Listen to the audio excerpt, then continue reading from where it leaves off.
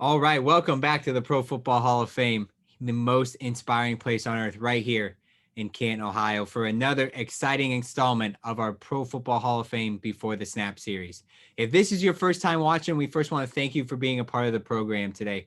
We're super excited to get this program out and talk about all the different careers in and around the NFL. And that's exactly what you're going to learn today. You're going to learn about one specific career that you can have with an NFL organization and truly with any sports organization out there if you want to work in sports.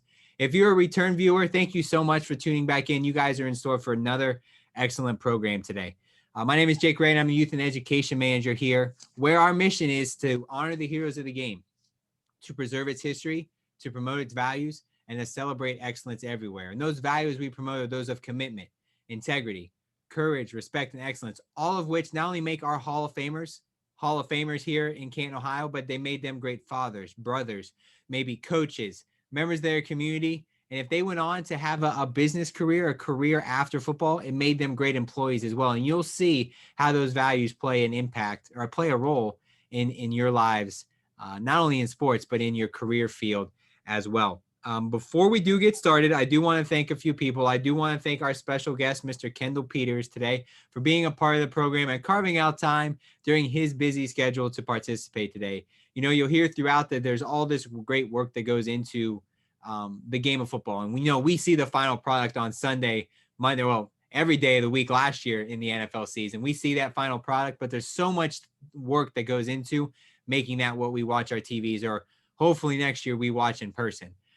So we want to thank him for everything he does for the game of football and truly impacts us here in Canton at the Pro Football Hall of Fame.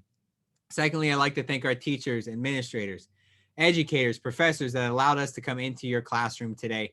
We know this school year has been a crazy one, and we're just happy to be part of your learning process and be able to talk to your students today about all the different careers in and around the NFL.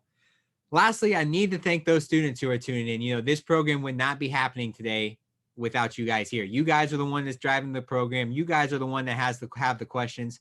And I know Kendall, myself, Nathan, who we got back monitoring all those questions again, is looking forward to seeing all those questions. So make sure you submit those questions to us. Put your name, what school you go to, and your question for Kendall, and we'll do our best to get it in as part of the program. We can only ask the questions if you guys put them in the comment section. So make sure you're getting them into their comment section. If you don't have a question, just let us know where you're watching from. Let us know what college, university, and see how far across the United States we can get this program today. Today we are lucky to be joined by Mr. Kendall Peters. He has 6 years of experience working in professional basketball and football. Primarily working with data and using analytics, he has found ways to create transformative marketing and organizational strategies that are inspired by information-based decision-making. Very, very important job. You can just tell by that one sentence right there. He has always been intrigued how sports in general can mix passion with process, and he gets to apply that daily to enhance the fanaticism of any individual interested in the purple and gold. And I got to do it because I wrote it. Skull, skull, skull. So without further ado, I'd like to welcome our special guest today, Mr. Kendall Peters. Kendall, welcome to Before the Snap. Yeah, thanks, Jake. It's a pleasure to be here, and just happy to have the conversation with you, answer some questions for all those around the country, all the students who are interested. It's getting further and further away, but it still wasn't too long ago that I was in a similar position.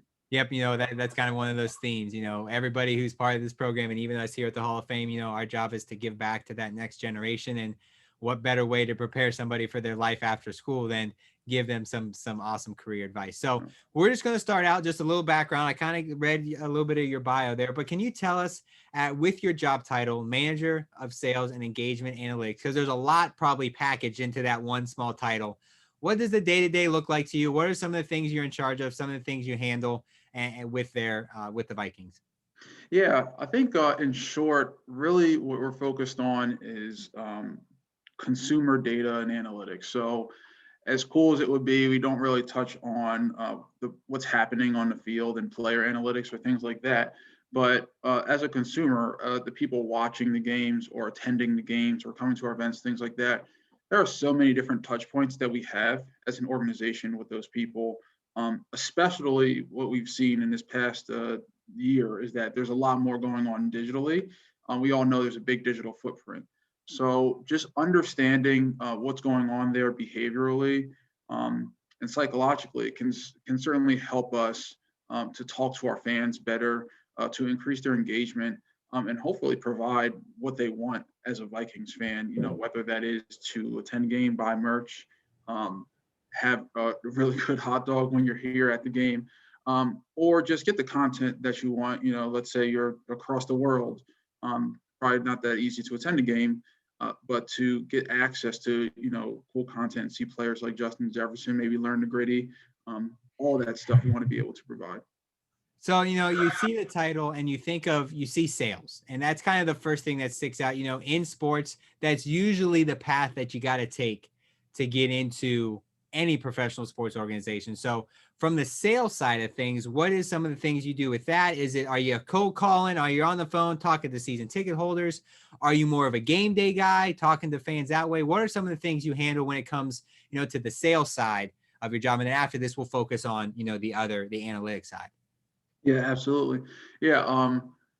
I would say in many sports careers, sales or inside sales, getting on the phones is certainly a great entry point, and certainly helps you develop plenty of people skills that can help you out in your career and in life in general. That is not directly how I started, but it was adjacent to that. So there's a product called CRM. For those who aren't familiar, that acronym stands for Customer Relationship Management. It can mean many things. But as a software tool, what that does is it captures different touch points that we have with fans, specifically on the phones, as we're trying to sell. So like I started in 2015, as we were trying to sell our new stadium, US Bank Stadium. And that was a really big process, was to be able to sell that out and use CRM to capture all the different touch points we have with these fans. So, it can be a big buying decision, and knowing what's going on with your customer in their life, their families, things like that, even the previous conversation you have with them can be really valuable for a conversion of a sale for a seat in our stadium. When you're talking to that many different people, and you talk to someone 3 months ago, it's probably not going to be on the top of your head exactly how that conversation went. So CRM really helps to save a lot of that information, manage like a funnel, make sure that we're providing good leads for our people who are directly on the phones or emails or things like that, to talk to the right people who want to come to our games. And that's where myself and my team help them out a lot. So again, not on the phones, but really adjacent to them to make sure that they have the right information, the right people they're talking to, and hopefully it is turning into that sale. Yeah, you say cold calling because that's the one thing that you think of, but you just by that explanation there, it's not just that. There's a whole system put in place to make it strategical. You're not just calling, old school, open up the yellow pages and just go down the list. There's strategy behind that. And I assume that's kind of where the analytics side of your job comes into play. Analytics is one of those buzzwords, in the game of football, whether it be on the football side or the business side. So from an analytical standpoint, what are some of the things you handle? Are you looking at other teams, other sports? You got a black book of analytical things that you look at? What are the tips and the tricks that help you on that side of your job? Yeah, I mean, I would say we're looking at everything. So I should say everything from a people standpoint. So as it relates to engaging with the Vikings, that is, calls and emails. That is, if you're coming to games, concessions. If you're a fan from further away, maybe it's merchandise. We have a robust email tool. So we look at a lot of engagement there. We have a mobile app, we have a rewards program. There's probably plenty of things I'm missing off the top of my head right now. But again, all those things, there are data points behind, and trying to put that together to understand a person is really where we come into play. So that, something like, hey, this person does not want to be called or emailed, like they're a big Vikings fan, but maybe text is the more appropriate way to reach out to them. Or maybe it's just like, we need to provide free offers in a rewards program, and that's the best way to get to them. And layering some of that information together. So on a sales side, it can make us smarter about when to talk to a certain person or how to talk to them.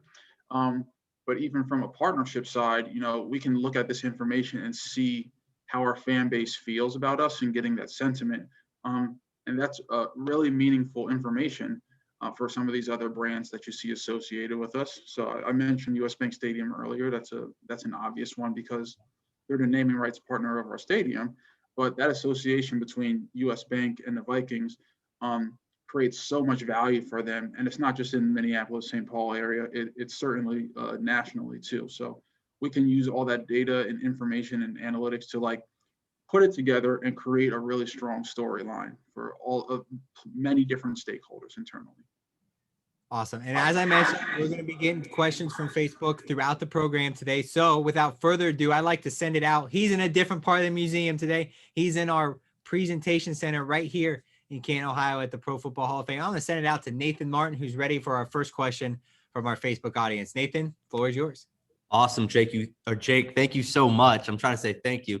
Thank you so much for sending it out here. And we do have our first Facebook question, and it's from Madison. Madison is a repeat viewer. She's come back to watch this program, so we've got to make sure we get her question in.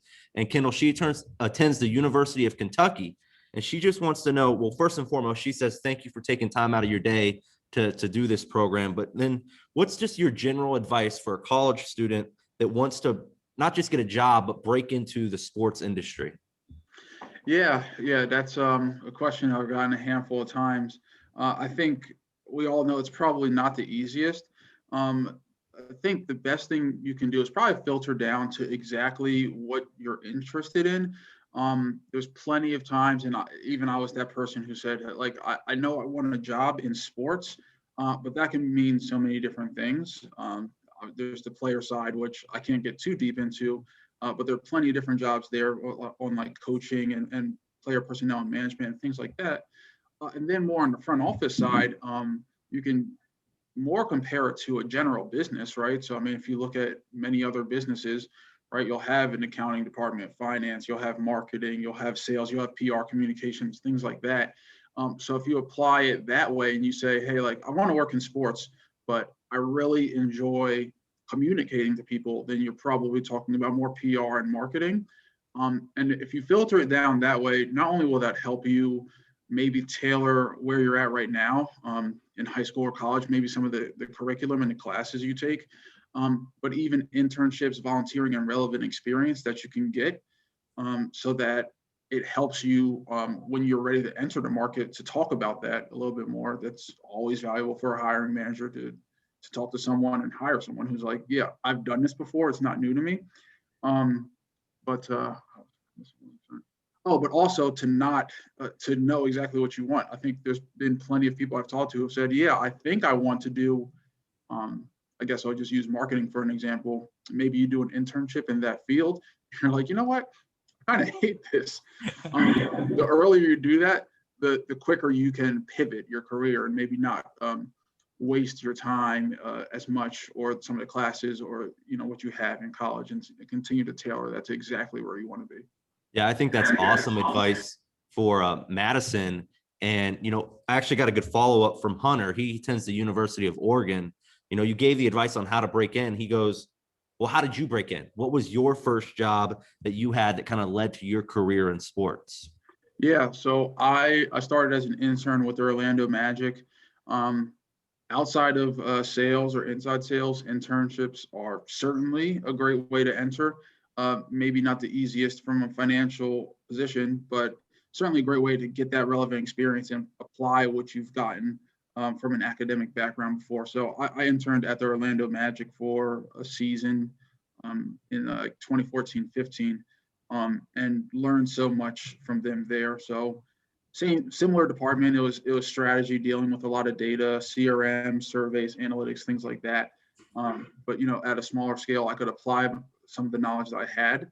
I learned things like SQL, a database coding tool, while I was there, and it was just a really great experience. They're great people there, but also I could use that to talk to the next person. So when I was in the interview process for the Vikings, it wasn't, I think they already knew, like, okay, this person works in sports. They've seen the data. Like, there's not as many obstacles that this person's going to deal with. So certainly a great way to enter, and that's kind of how I got started.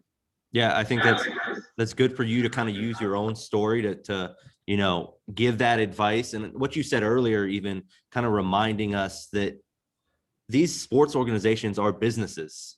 They're businesses the same way that you could go work for any other like Fortune 500 company.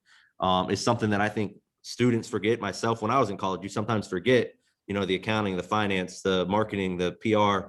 That's all part of working in sports as well. So thank you for answering their questions and giving that advice. But I'm gonna send it back to Jake because I know he's got some other good ones.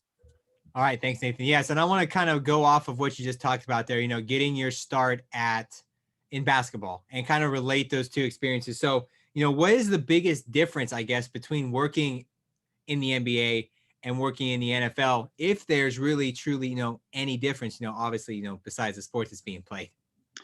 Yeah, I think the biggest difference is, it's probably obvious, it's something that everyone knows. It's the number of games. So the NBA, and when I say number of games, I'm really talking about home games because those are the ones that you're typically working. The NBA has, is it 82 game season, and it's roughly 45 home games, including the preseason, versus the NFL, 20 game season, 10 home games, including preseason. So just because of that, there's such a different urgency as it comes to these events. I think we all know that NBA arenas are typically smaller than NFL stadiums.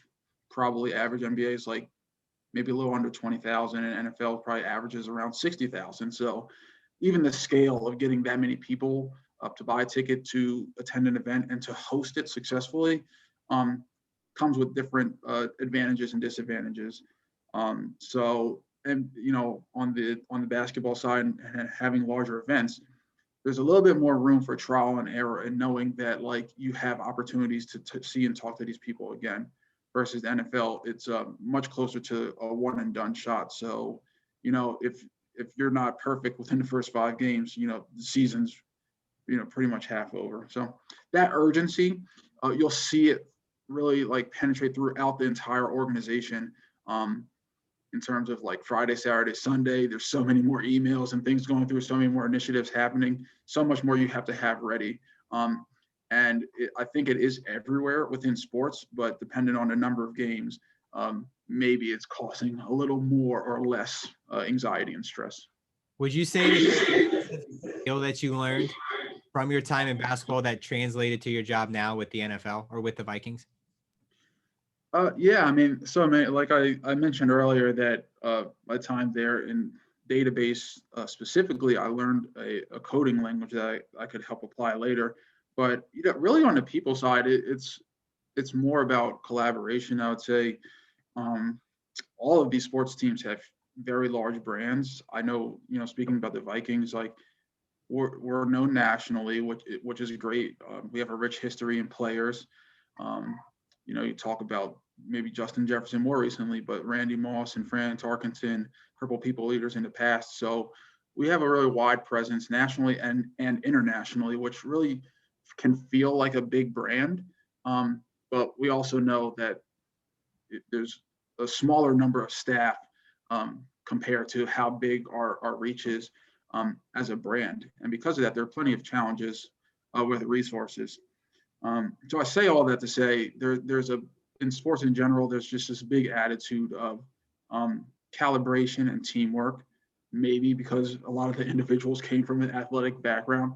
But either way, like we know no one can do this themselves. And even if my specialty is in data and analytics, if on game day, when something comes around, someone has a problem at the ticket scanners, like I'm going to do my best to go out there and try and help them out. So that's definitely an acquired skill.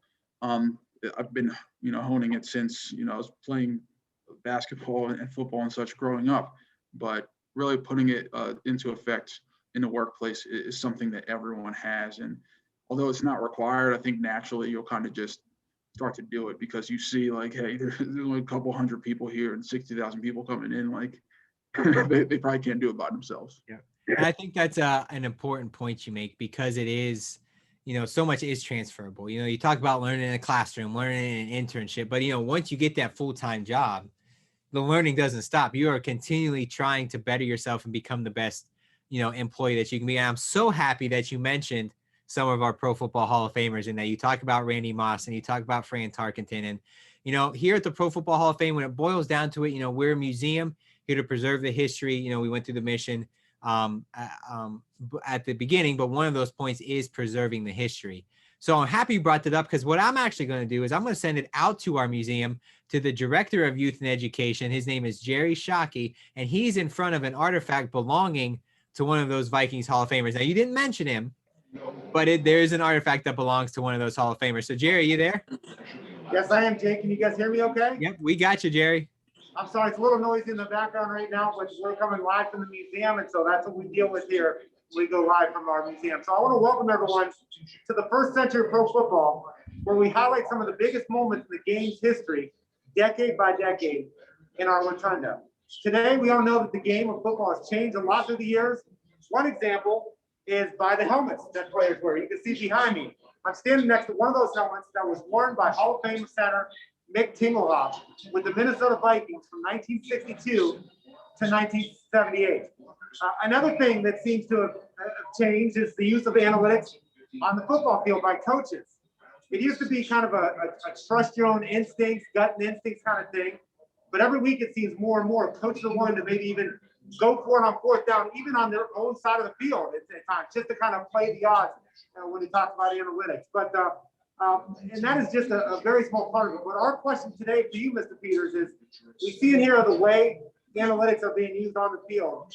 But in what ways are analytics being applied to the rest of the business at the Minnesota Vikings and throughout the NFL?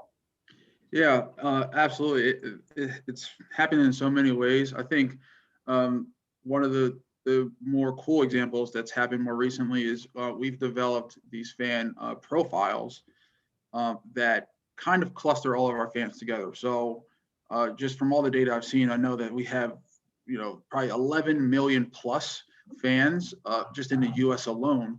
How do we talk to each one of them and give them the message and information that they want? We've put together a lot of our information that cluster them together, and we've come out with approximately 6 groups of different fans who are kind of similar. One of these groups is more of our traditional fans, so we call them Seasoned Sid. If anyone is in Minneapolis, St. Paul area, named after Sid Hartman, a really famous reporter for the Vikings and Twins and sports in that area. But the Seasoned Sid profile that we have is more likely to have been a season ticket holder for a long time, has seen the different eras of the Vikings from 1961, has seen Mick Tingelhoff play all the way up to now, and watching Kirk and Justin Jefferson, Dalvin, and the new era. And this individual values the history and the tradition of the Vikings a lot more than our other profiles, because they have those narratives of the different eras of the Vikings. So something like the Pro Football Hall of Fame Museum or the Vikings Museum, things like that, super valuable to this person, and it is something that they're going to want to attend in person when they're able to. And if I could just give a follow-up to that, I mean, thinking about the Vikings fan base and analytics, and I think about a team versus like maybe a team that might be in Texas or Florida or California that might have a larger Hispanic following, like the Raiders or something like that. How does culture play into the analytics when you're talking about fans? How do you look at those things as well? Because I mean, obviously we know the Vikings are named after, because a lot of people in Minnesota trace their heritage back to the Scandinavian countries. So how does that play into the analytics? Yeah, I think our culture really embodies what we've been as a football team, and we have not gotten over that hump yet to get the Super Bowl, but we all think it's coming sooner than later, and we see that throughout our fan base, that despite not being at the pinnacle at any time, there's so much optimism and there's so much encouragement. So even when we fall short in a season like the past, our fans are resonating and saying, hey, like, I'm going to be there. I'm going to help out. What do you need to help the players go perform better? Do you need me in the stadium doing the Skull chant as loud as I can? Do you need me to stay until the end, even if we're up 40? All of those things we kind of see in the fan base, and it's kind of developed with the DNA of our football team, and even to the roots of our area. Certainly more Nordic roots, and although this past winter has been relatively mild. I mean, I've been inside most of it, so maybe it hasn't for some others.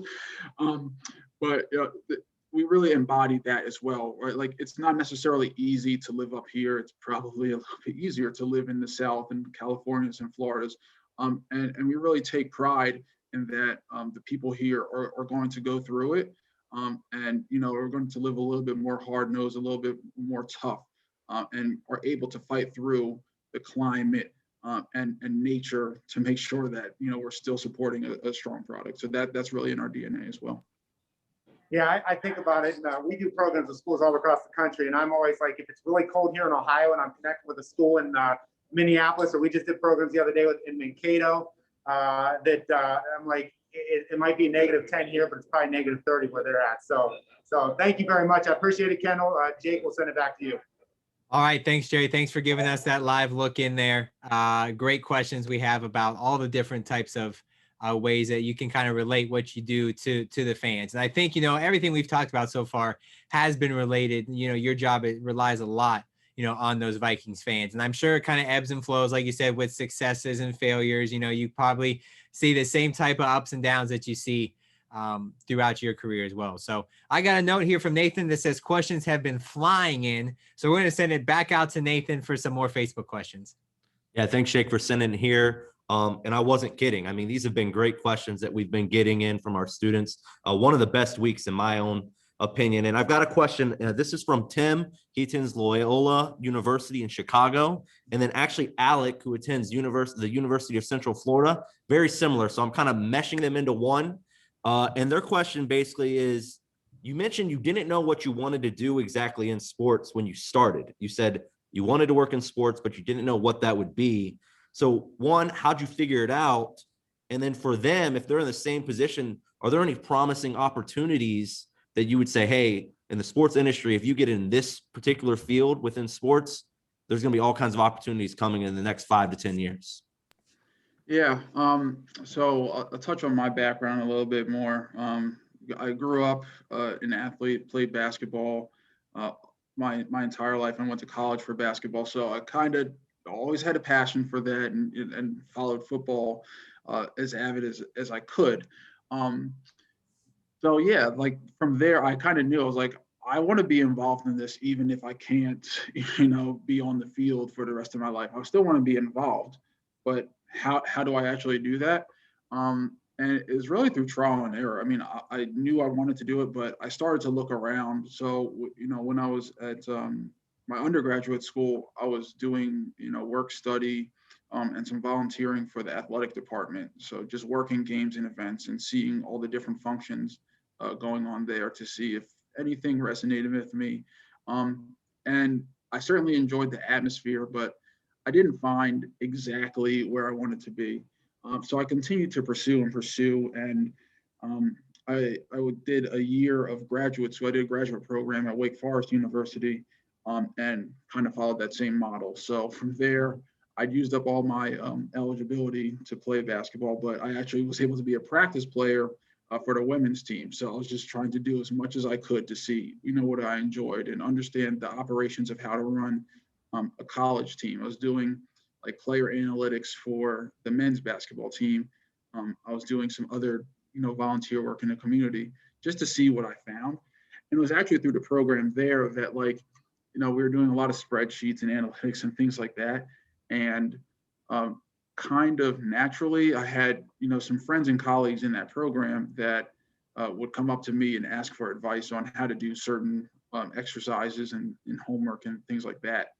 I wasn't a tutor or anything, so I'm like, why are they coming to me? I guess it must be because somehow I'm half decent at this.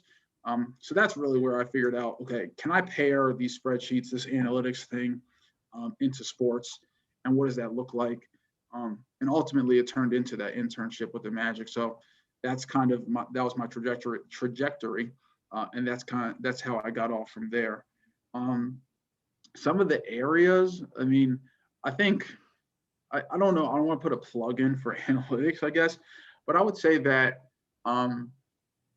technology is going to be bigger than ever. I think we've seen in 2020 that despite if you can be in buildings or not, technology helps to supplement that if you're stuck at home. But even if you are back in the building, it helps to make your experience, and your engagement as a fan that much better. I know tech is pretty broad, but there are so many different areas. So I would say analytics falls under tech, but even stuff like like how they're plotting the movement of the players and things like that, different things that can happen with the crowd, with the cameras, like all of that and other ideas in that area are super valuable. And to truly understand how that is working makes you a really desirable person. Not only if you can convey that information to other team members and executives, but if you know how to run it yourself. So I think, again, that's pretty broad, but that's probably a direction that I'd point in. All these organizations are trying to make the right decision for themselves, their stakeholders, and their fans. And having the best information possible to do that is going to be the most valuable thing that they can have. It's essentially like figurative gold. So if you are a part of that gold mine, it's really going to help you out in your career. Yeah, I think that's awesome how you're able, again, you mentioned your own experience and how you figured out what you wanted to do. But then kind of given that, that piece of advice, like, hey, you might want to consider this. I kind of see this as, you use the term gold mine. This could be the gold mine where people are looking to hire out of, going forward. And then Jennifer came in with a question and she said, hey, I'm a marketing major. Like, I think marketing is what I want to do, but how or what classes would you recommend? What type of internships would you recommend for someone that's a marketing major, but they're listening to you, Kendall, and they're like, this analytics thing sounds kind of cool. So like, is there something that she could do from an internship standpoint or a course standpoint to kind of set herself up to maybe do something similar to what you're doing? Yeah, absolutely. Yeah, I mean, if you're interested in doing something more similar to me, I mean, definitely taking like those marketing research, database marketing classes like that, where you're understanding relational databases and understanding different exercises that can be done, like conjoint analysis or things like that. All of that helps the marketing cycle and understanding how to segment customers. If you want to be, get your hands really, really dirty, that's certainly a path, and that certainly, like I would say, I fall under marketing. It's just a different technique that influences it. But if not, still in marketing, I think it's pretty broad again, but communication is key. So no matter how much information I have, how cool I think it is, the different techniques I've done to get it, if I cannot successfully convey that information to someone else, it doesn't mean anything. So, there are plenty of smart people doing this, but they cannot tell their boss or executives or people around them, like, why does this matter? Why should this organization be making decision? So I'll always be an advocate for communications classes, executive communications classes, anything that's helping you become more succinct while still giving away a powerful message. Would highly recommend all of that. You don't need to be in my career path. You probably just need to understand what some of this means. And if you understand that and can tell people this is the best way to use it, that'll put you in the right place too. I think that's awesome, amazing stuff. And I'm sure we'll get more questions. I'll keep monitoring those, but I'm going to send it back to Jake. All right, thanks, Nathan. Yes, I want to kind of talk a little bit about, some of the things you touched on there, finding what you want to do and getting that experience. And, you mentioned you're an athlete growing up.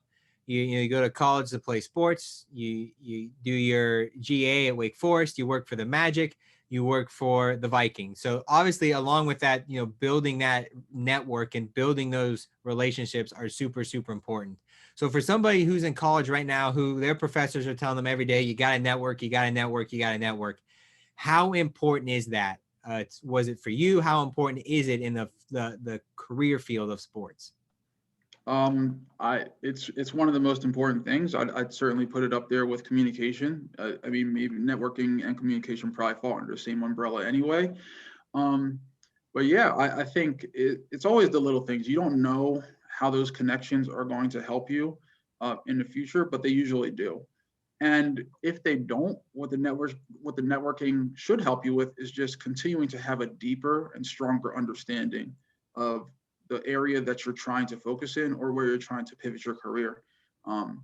Sports moves fast. So if you're networking 2 years ago and you're networking now for a specific area, you're probably going to hear different things that people care about. So to continue to just understand where and have your pulse on where the industry is, and especially in your specific area at the time, super valuable when it comes to networking. But yeah, I mean, even for me, networking was super helpful, maybe even indirectly in how I got this job. I applied online, and the hiring manager knew my manager at the Magic already through networking, and they kind of talked. And I guess I was a half decent employee, right? Like it helped. Yeah, probably helped. But I think they had good reviews, and that conversation was like, okay, because I can call and ask about Kendall, like it makes me as a hiring manager feel that much better that like the person and the group they're with now, even though this person is going to be leaving, they're like, no, great individual, like, yes, they deserve this opportunity. So two of the key ways it can help, and so much more within networking. I think that's a super point. And just to let everybody watching know, networking, it doesn't stop once you get that full-time job. You know, it continues daily when you're meeting new people, having meetings, you're on phone calls, you're in big Zoom meetings nowadays. The networking doesn't stop. You know, we've talked a lot about your career. You mentioned you were an athlete. You said you played football. Obviously, you work in the NFL. So here at the Pro Football Hall of Fame, we are unapologetically football. So we got to talk about the game just a little bit. Now, being an athlete yourself, you know the great values and life lessons that sports can teach. So how have those life lessons you learned in the game of football in sports translated and helped you in your current career? Yeah, I think it's a story of adversity. In many of these competitions, you might not be the most athletic, the strongest, the fastest player out there. But if you want to win, you will find a way. And if you don't win, you're going to look back and reassess and try to find a way to get better so you put yourself in a better position to win. We see that on the field with our team now. We see that off the field with so many of the initiatives we do now. We have so many great ideas that we try to put into place that will further our organization and further the fan base. Some work and some don't. And through that adversity and kind of having that background, we know, we can take it on the chin and say, hey, like, it's not perfect. What do we do wrong, to really look into that, get that feedback loop, reassess, and then say, okay, what can we do to make this better? Or how can we pivot to fill the need that we're really trying to get for the fan? And I think too, it's so important. There's so many life lessons the game of football teaches. We mentioned our 5 values at the beginning, and there's so many more. And like I said, it does help you become a better athlete, but more importantly, it makes you a better person, in turning making you, the best employee that you can be. So we talk, obviously you can tell from all of your answers to every question so far, you definitely have a passion for what you do. And, the old adage is that, if you love what you do, you'll never work a day in your life. So why does Kendall Peters love working in sales and engagement analytics? That's a great question. I would say, honestly, it's because I view it as challenging. I think probably the former, competitive athlete in me, but if I came in every day and I was just like, hey, this is easy, I had this in the bag, like a couple of months, a couple of years, I'd be like, okay, I'm looking for something different. Every day, and I'm lucky to say that my job has morphed and changed over my time here due to the needs of our fan base in the stadium. But every day I come in and say, like, I'm excited about some of the challenges that are ahead of me, because they are not easy, because it takes there's not just one way to solve these problems, and it involves so much collaboration and things like that. So that's what really excites me, to say, like, hey, I don't just have it, ready to go, and I can just sit back and, do my 9 to 5 and collect my paycheck. I know that these challenges are making me, at the least, a little bit better of an employee, a little bit better of a person. a lot of those same things you learned from the game of football itself. You could have taken exactly what you said there, applied it to the game of football or any sport, and it would have made 100% sense as well. And we've talked a lot about the things you do on the business side, but, working in sports, I'll be honest with you that there are some perks to that. So, with your time in sports, with the Magic, with the Vikings, if you could pick one moment on the field moment, on the court moment that stands out to you as maybe the most exciting, most special, one of those things you look back and say, hey, I was a part of that. What is that one moment for you? Man, I might have to change this to a couple because so I grew up playing basketball a lot. I told you I played in college. So like the access to the players, if you get, was amazing. When I was with the Magic, the Oklahoma City Thunder were in town, and I saw Russell Westbrook do one of the most impressive dunks I've ever seen live in person. I was on the floor, and I was really just taken aback. So you get to see stuff like that. Even like some idols I've had, whether it be football players. I've seen some legends walk through the building. Basketball players I've been. Well, I wasn't eye level with Kevin Durant and LeBron James, but even that is pretty cool. But ultimately, I mean, I think working with the Vikings, the opportunity with the Super Bowl a couple of years ago was probably, I was just texting, my family, probably one of the greatest times in my life. A little more background about myself is, so I grew up in southern New Jersey. For those of you who don't really know that area, it's suburbs of Philadelphia. So grew up an Eagles fan. I know that might be a little weird that I work for the Vikings. Certainly I've been heckled at the office a lot. But because of that timing, I was able to get access to some tickets for the Super Bowl, and brought my dad, a lifelong Eagles fan, out, and he got to see the Eagles win their first and I don't know, maybe their only Super Bowl in person. And to be able to share that experience with him was one of the most amazing things, and probably something I'll never be able to replicate again. So all of those, I know you asked for one, but I gave you like a handful of experiences. It was, I mean, I know without working in sports, none of those would have happened. No, yeah, and those are all worthy of being that top one. But you look at the tie-in, and anytime you can tie your family in, it just makes it that much special. We're winding down here. Got about 15 minutes left in the program today. I want to make sure we get some more Facebook questions. I know Nathan, he said they're flying in. They're keep coming. So he's got 2 more questions ready for us to go for you, Kendall. So I'm gonna throw it back to Nathan. Yeah, thanks, Jake. And Kendall, questions coming from Logan, who attends UNC, big basketball school. You're a basketball guy at your core, at your roots. And Logan's first question was actually stolen by Jake. So Logan sent in a second question because Logan wanted to be a part of the program today.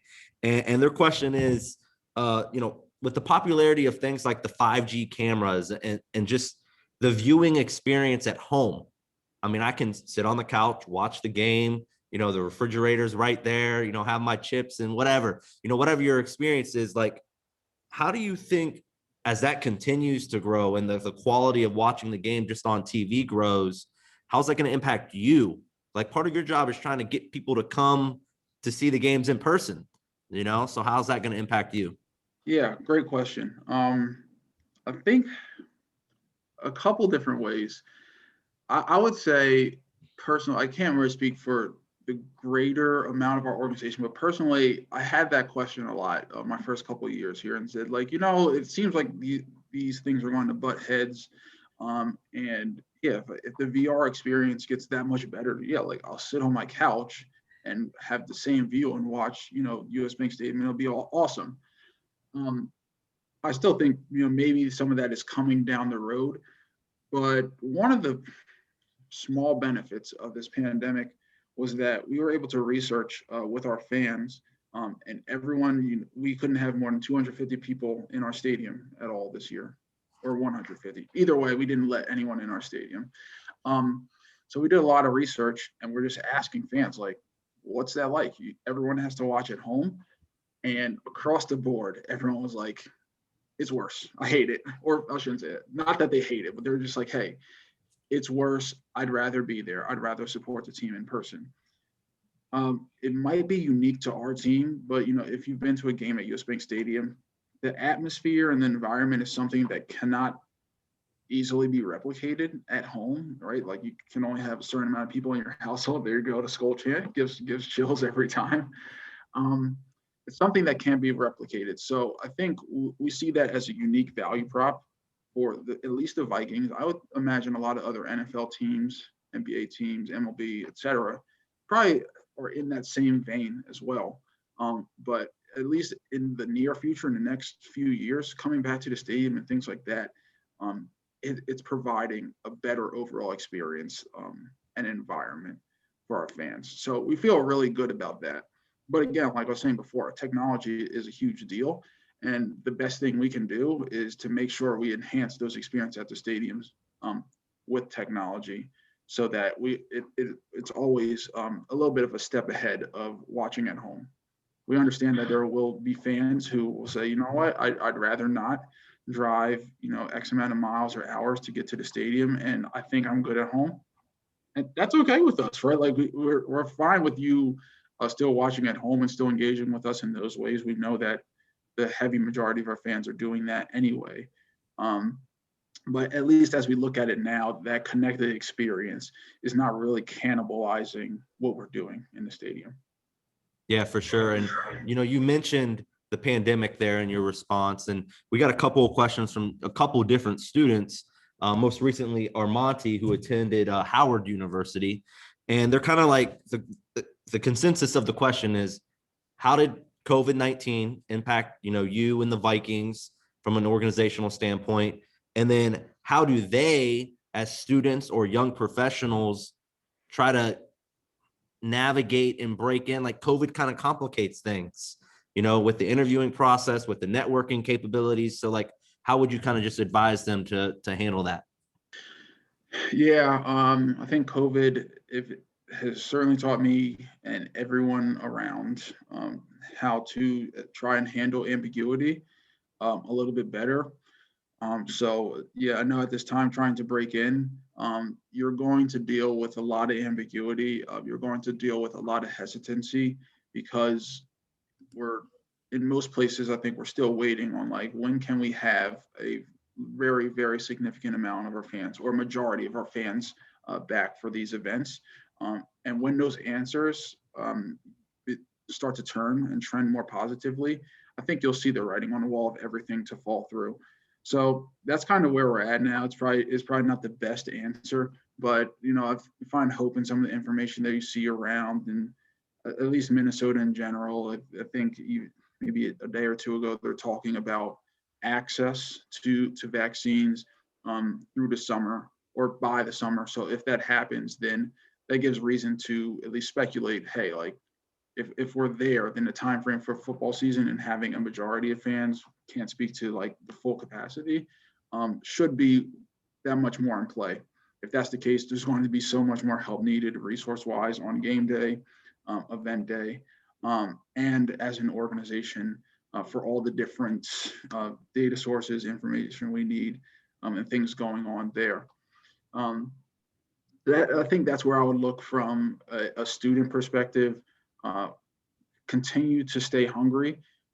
Don't adjust your timelines. If you haven't heard before, I think some of the best rule of thumb is that after the end of any season in those next couple months is probably where you're going to see some movement in the jobs and things opening up. That's usually when like budget cycles run over. So if there are approvals for entry-level jobs, internships, things like that, that's your window. So certainly stay aggressive in that time frame with networking, with teamwork online, with job searches, all of that good stuff.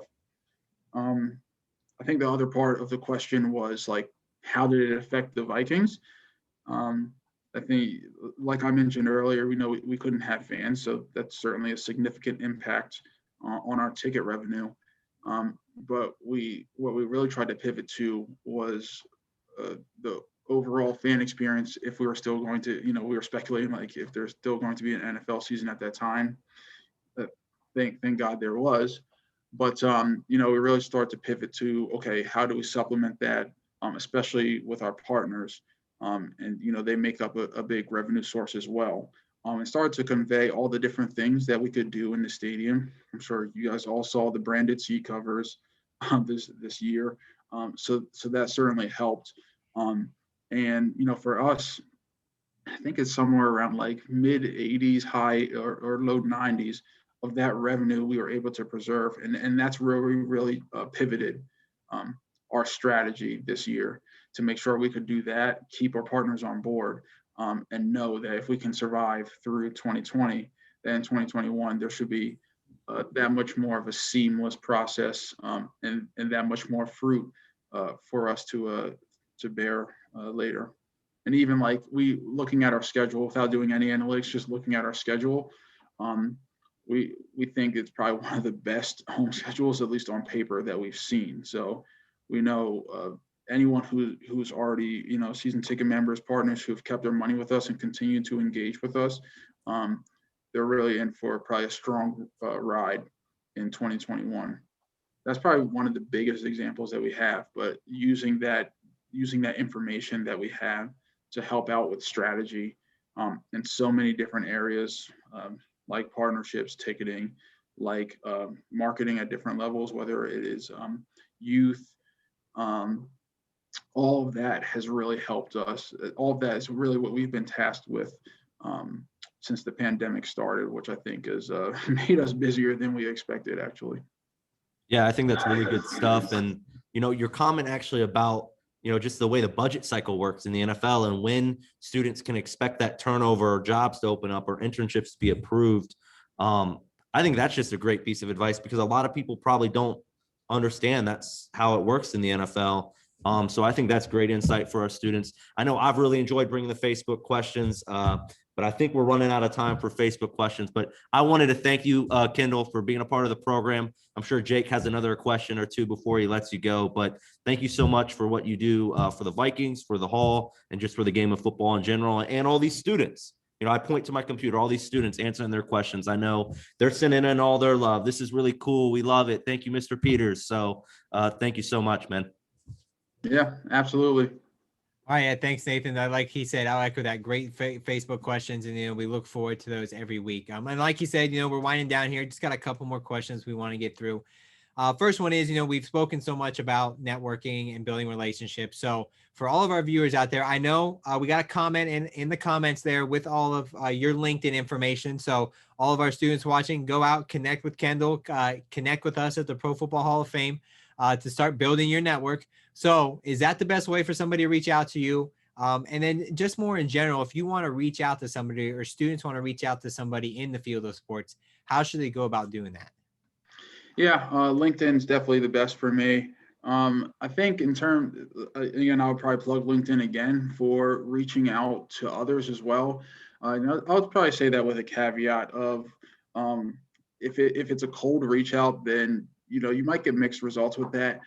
But anything you can do to create a connection, if you see it on LinkedIn through other people, helps. If you see it in a background of universities you've attended in the past, hobbies that you have, things like that, any kind of connection, even things that you've learned that you're like, hey, I'm just curious to run this by you, will probably help in that conversation for whatever individual you're reaching out to. I've done plenty of informational interviews in my time, and I'm happy to continue to do those things to pay it forward, because I know I've been in that position, and it's certainly not the easiest as a student trying to break in. But I would say some of the more engaging conversations and ones I look forward to are the ones where the individual has done their research about potentially my background or what the Vikings are doing, what the NFL is doing, what's going on in sports analytics, things like that. And we can kind of have a strong conversation that way, rather than, just, hey, what do you do? How's it going? Things like that, which are more broad. Again, happy to answer those questions. I will continue to do so, but I think you'll get better engagement with the more relevant questions, background, and connection as you can provide for those people. And that's why we're here to teach those topics, teach those little tips and tricks to know not only how to do it, but how to stand out against the hundreds, tens of hundreds of thousands of people who are reaching out to people across the country. Last question here, and this is the question we end every program with. A lot of great advice today. But if you can kind of pick one point, and I know it might be difficult, but if you could pick one point out of everything that you've talked about today, if there was one thing, one piece of advice that all the students, everybody watching today left with, what is that one piece of advice, or what would that one piece of advice be? Yeah, I think it goes back to that values question about what you learned playing football and playing sports growing up.